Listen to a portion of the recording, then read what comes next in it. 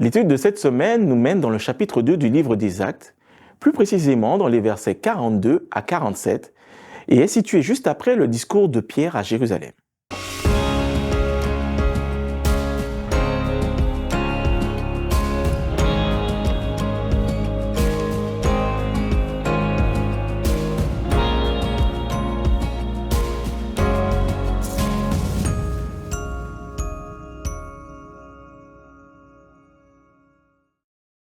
L'étude de cette semaine nous mène dans le chapitre 2 du livre des Actes, plus précisément dans les versets 42 à 47, situés juste après le discours de Pierre à Jérusalem.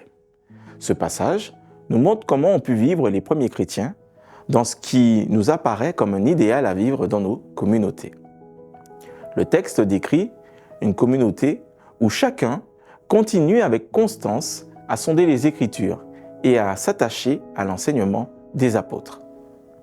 Aussi, c'est une communauté religieuse où chacun passe du temps ensemble et apprend à cultiver la bienveillance et à s'encourager spirituellement. Ils ont aussi passé des temps à célébrer la Sainte Seine et à se livrer à des actes de dévotion.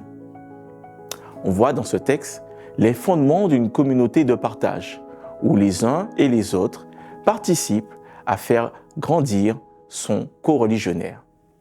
Cet idéal communautaire n'est pas unique, ni propre aux disciples de Jésus. Il existe de nombreuses similitudes, par exemple, avec la vie de communauté juive essénienne. Dans les règles de cette communauté, que nous avons retrouvées à Qumran, il est aussi question, par exemple, de la mise en commun volontaire des biens.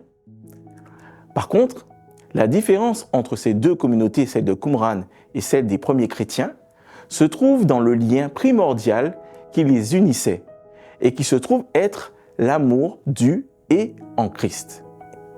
Mais aussi dans la position naturelle guidée par l'action de l'Esprit dans la vie de ces premiers chrétiens. C'est sans aucun doute des clés pour nous, pour nos communautés, afin qu'elles puissent être des communautés de partage, des vraies communautés de partage par excellence, et pour que nos communautés deviennent un avant-goût du royaume à venir. Et en réalité, la communauté chrétienne manifeste cette attente eschatologique du royaume, de la nouvelle alliance, comme annoncé dans les Écritures, et vise à rétablir ce royaume ici-bas.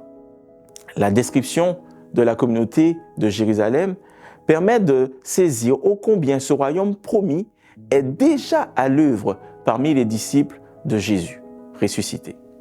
Dans votre classe de l'école du sabbat, il serait donc pertinent de nous poser aussi cette question. En quoi mon Église, en quoi ma famille et pour mes coreligionnaires, pour ceux qui m'entourent, un avant-goût, une anticipation du royaume à venir? Ces questions, je vous les laisse et je vous souhaite une bonne étude.